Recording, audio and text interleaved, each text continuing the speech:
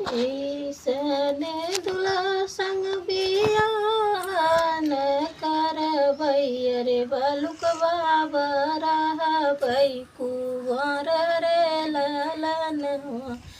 एतनी बचानी सुनील दुलहिनी कवानी देई अरे उठली पिछौर जराई रे ललनवा। तो बापावा तो हाय जोगिया हरही जोतवा यार चाचाया सीला चमार रे ललनवा। माई तो हाई तो हर घर के बजनिया यार कौने गुना उठरी सियाई रे ललनवा।